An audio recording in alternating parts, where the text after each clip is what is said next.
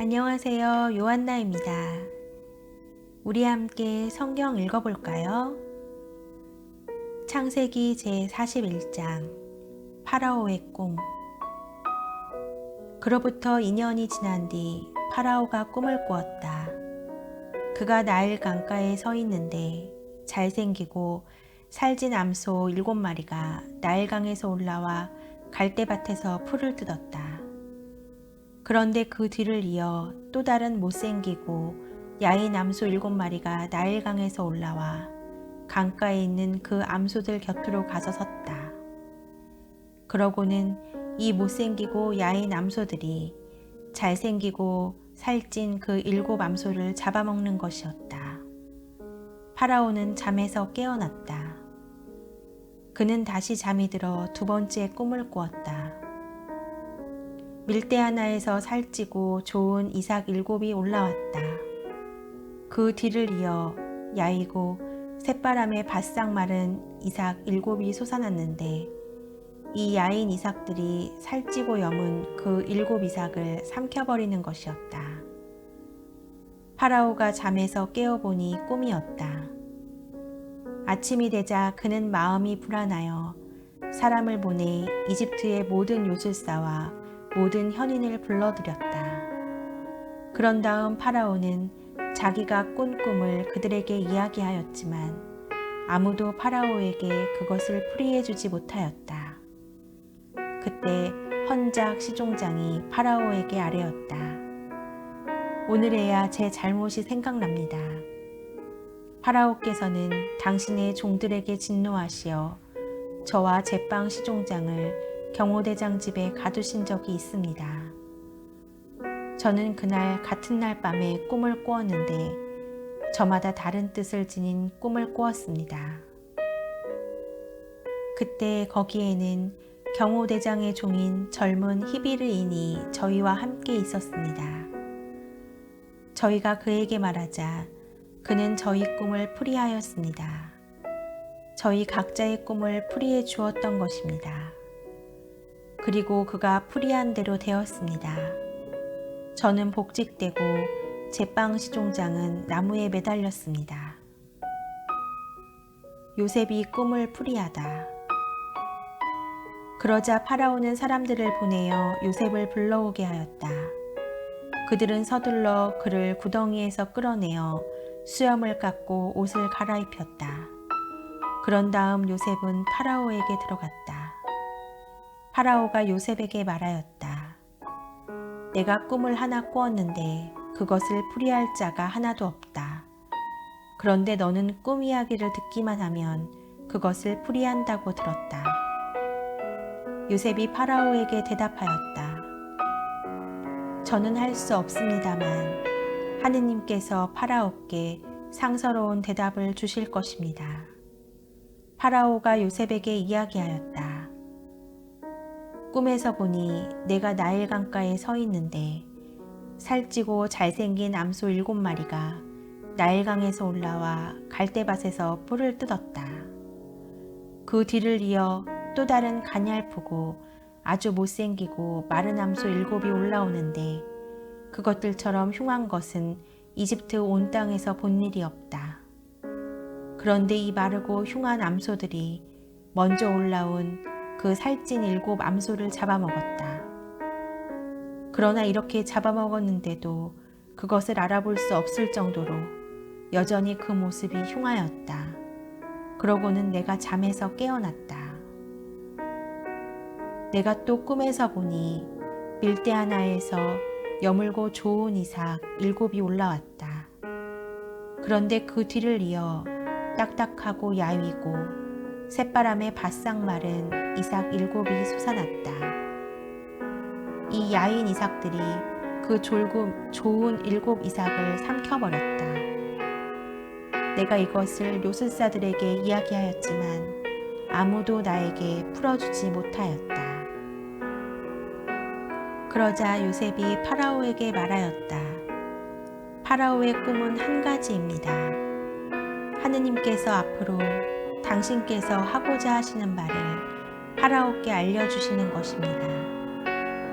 좋은 암소 7마리는 7해를 뜻합니다. 좋은 이삭 7도 7해를 뜻합니다.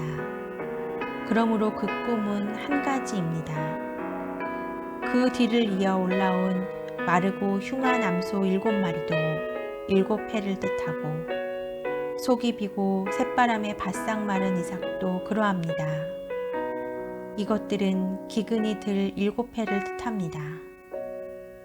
하느님께서 앞으로 당신께서 하고자 하시는 말을 파라오께 보여주시는 것이라고 제가 파라오께 아랜 바가 바로 이것입니다.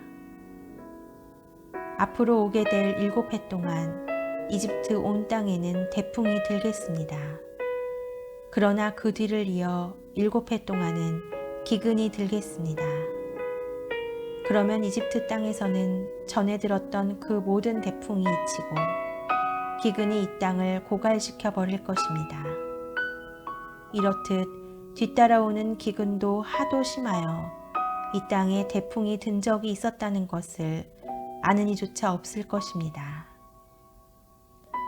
파라오께서 같은 꿈을 2번이나 되풀이하여 꾸신 것은 하느님께서 이 일을 이미 결정하셨고 지체 없이 그대로 실행하시리라는 것을 뜻합니다. 그러니 이제 파라오께서는 슬기롭고 지혜로운 사람 하나를 가려내시어 이집트 땅을 그의 손 아래 두시는 것이 좋겠습니다.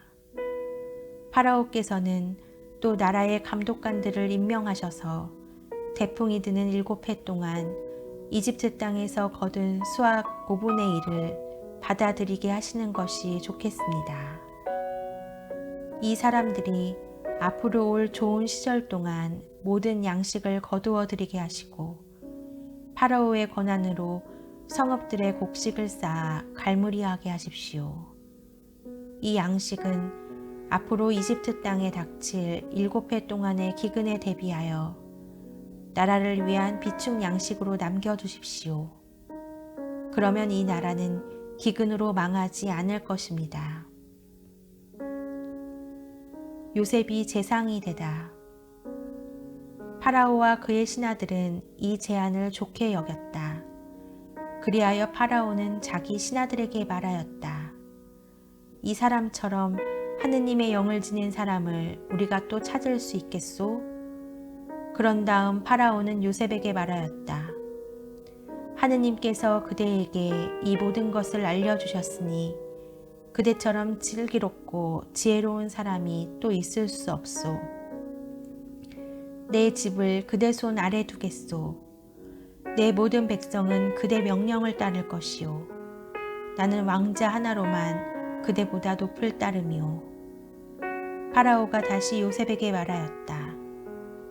이제 내가 이집트 온 땅을 그대의 손 아래 두오.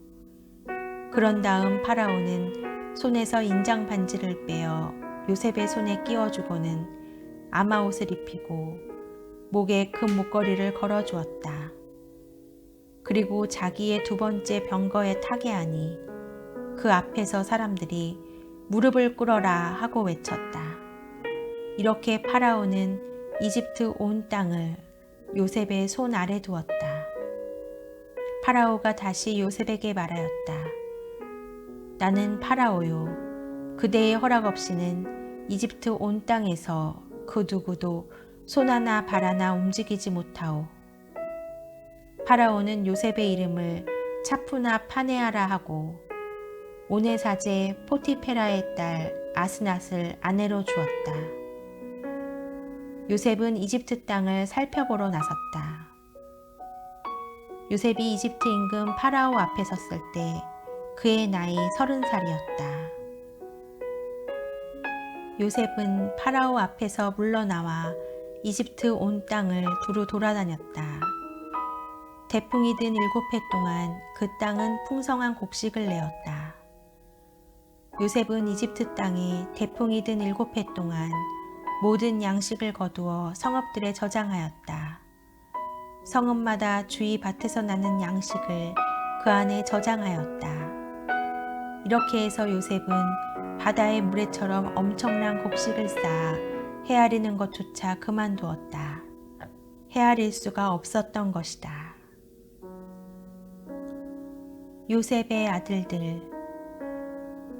흉년이 들기 전에 요셉에게서 두 아들이 태어났다. 오네사제 포티페라의 딸 아스낫이 그에게 낳아준 아들들이다. 요셉은 하느님께서 나의 모든 고생과 내 아버지의 집안조차 모두 잊게 해주셨구나 하면서 맏아들의 이름을 므낫세라 하였다. 그리고 하느님께서 내 고난의 땅에서 나에게 자식을 낳게 해주셨구나 하면서 둘째 아들의 이름을 에프라임이라 하였다. 흉년이 시작되다. 이집트 땅에 들었던 7년 대풍이 끝났다. 그러자 요셉이 말한 대로 7년 기근이 시작되었다. 모든 나라에 기근이 들었지만 이집트 온 땅에는 빵이 있었다. 이집트 온 땅에 기근이 들자 백성이 파라오에게 빵을 달라고 부르짖었다. 그러자 파라오는 모든 이집트인들에게 말하였다. 요셉에게 가서 그가 시키는 대로 하여라. 기근이 온 땅에 퍼지자 요셉은 곡식 창고를 모두 열고 이집트인들에게 곡식을 팔았다. 이집트 땅에 기근이 심하였지만 온 세상은 요셉에게 곡식을 사려고 이집트로 몰려들었다. 온 세상에 기근이 심하였기 때문이다. 창세기 제42장. 요셉의 형들이 이집트로 가다. 야곱은 이집트에 곡식이 있다는 것을 알았다. 그래서 야곱은 아들들에게 어째서 서로 쳐다만 보고 있느냐 하면서 이렇게 말하였다. 내가 들으니 이집트에는 곡식이 있다는구나. 그러니 그곳으로 내려가 곡식을 사오너라. 그래야 우리가 죽지 않고 살 수 있겠다. 그래서 요셉의 형 10명이 이집트에서 곡식을 사려고 내려갔다. 야곱은 요셉의 아우 베냐민을 그의 형들과 함께 보내지 않았다. 그가 무슨 변이라도 당하지 않을까 염려스러웠기 때문이다. 이렇게 가나안 땅에도 기근이 들었기 때문에 이스라엘의 아들들은 이집트로 곡식을 사러 가는 다른 사람들 틈에 끼어 그곳으로 들어갔다. 요셉이 형들을 알아보다. 그때 요셉은 그 나라의 통치자였다. 그 나라 모든 백성에게 곡식을 파는 이도 그였다. 그래서 요셉의 형들은 들어와서 얼굴을 땅에 대고 그에게 절하였다. 요셉은 형들을 보자마자 곧 알아보았지만 짐짓 모른 채 하며 그들에게 매몰차게 말하면서 물었다. 너희는 어디서 왔느냐? 그들이 대답하였다. 양식을 사러 가나안 땅에서 왔습니다. 요셉은 형들을 알아보았지만 형들은 그를 알아보지 못했던 것이다. 그때 요셉은 형들에 대하여 꾼 꿈들을 생각하며 그들에게 말하였다. 너희는 염탐꾼들이다. 너희는 이 땅의 약한 곳을 살피러 온 자들이다. 그러자 그들이 대답하였다. 아닙니다, 나리. 나리의 이 종들은 양식을 사러 왔습니다. 저희는 모두 한 사람의 자식입니다. 저희는 정직한 사람들입니다.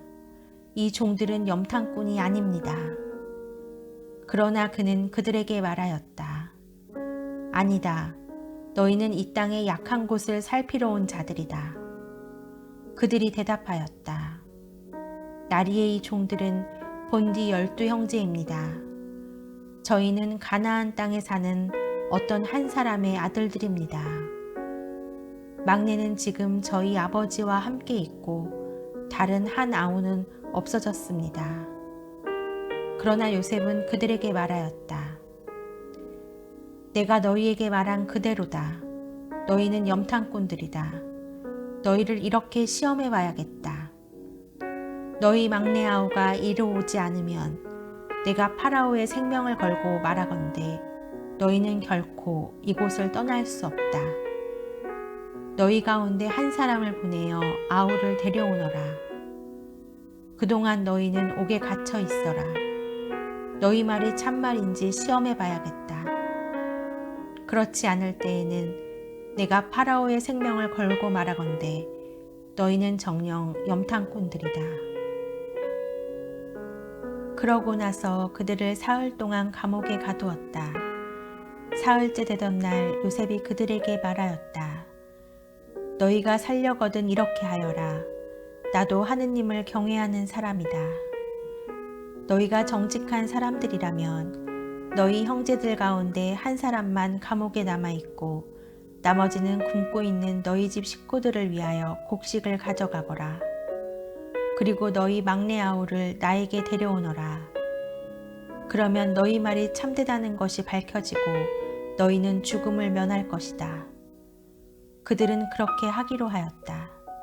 그들이 서로 말하였다. 그래, 우리가 아우의 일로 죗값을 받는 것이 틀림없어. 그 애가 우리에게 살려달라고 애원했을 때 우리는 그 고통을 보면서도 들어주지 않았지. 그래서 이제 이런 괴로움이 우리에게 닥친 거야. 그러자 르우벤이 그들에게 말하였다. 그러기에 내가 그 아이에게 잘못을 저지르지 마라 하고 너희에게 말하지 않았더냐. 그런데도 너희는 말을 듣지 않더니 이제 우리가 그 아이의 피에 대한 책임을 지게 되었다. 그들은 자기들과 요셉 사이에 통역이 서 있었기 때문에 요셉이 알아듣는 줄을 알지 못하였다. 요셉은 그들 앞에서 물러나와 울었다. 그런 다음 돌아와 그들과 이야기하였다. 그는 그들 가운데에서 시메온을 불러내어 그들이 보는 앞에서 묶었다. 요셉의 형들이 가나안으로 돌아가다. 요셉이 명령하기를 그들의 포대에 밑을 채우고 그들의 돈을 각자의 자루에 도로 놓고 그들에게 여행 양식을 주라고 하자 그대로 되었다. 그들은 곡식을 나귀에 싣고 그곳을 떠났다. 하룻밤 묵을 곳에 이르러 그들 가운데 하나가 자기 나귀에게 먹이를 주려고 자루를 열다가 그 곡식 자루 부리에 자기 돈이 놓여 있는 것을 보았다. 그래서 그는 형제들에게 말하였다. 내 돈이 돌아와 있어. 봐, 내 자루 속에 있어. 그러자 그들은 얼이 빠져 떨면서 서로 말하였다. 하느님께서 어찌하여 우리에게 이런 일을 하셨는가?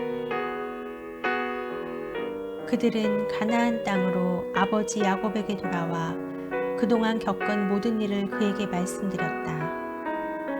그 나라의 주인이 되는 사람이 우리에게 매몰차게 말하면서 저희를 그 나라를 엿보러 간 염탐꾼으로 여겼습니다. 그래서 저희는 그에게 대답하였습니다. 저희는 정직한 사람들이지 염탐꾼은 아닙니다. 저희는 한 아버지의 아들들로서 12 형제입니다. 하나는 없어졌고 막내는 지금 가나안 땅에 저희 아버지와 함께 있습니다. 그랬더니 그 나라의 주인이 되는 사람이 저희에게 말하였습니다. 너희가 정직한 사람들인지 이렇게 알아봐야겠다. 너희 형제들 가운데 하나를 여기에 나와 함께 남겨두어라. 나머지는 굶고 있는 너희 집 식구들을 위하여 곡식을 가지고 가거라. 그리고 너희 막내 아우를 나에게 데려오너라. 그래야만 너희가 염탐꾼들이 아니라 정직한 사람들이라는 것을 알 수 있겠다. 그제야 내가 너희 형제를 풀어주고 너희는 이 땅을 두루 돌아다닐 수 있게 될 것이다.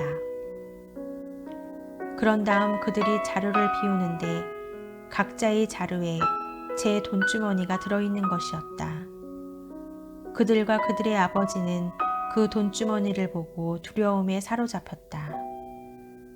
아버지 야곱이 그들에게 말하였다. 너희가 내게서 자식들을 빼앗아 가는구나. 요셉이 없어졌고 시메온도 없어졌는데 이제 베냐민마저 데려가려 하는구나. 이 모든 것이 나에게 들이닥치다니. 그러자 르우벤이 아버지에게 말하였다.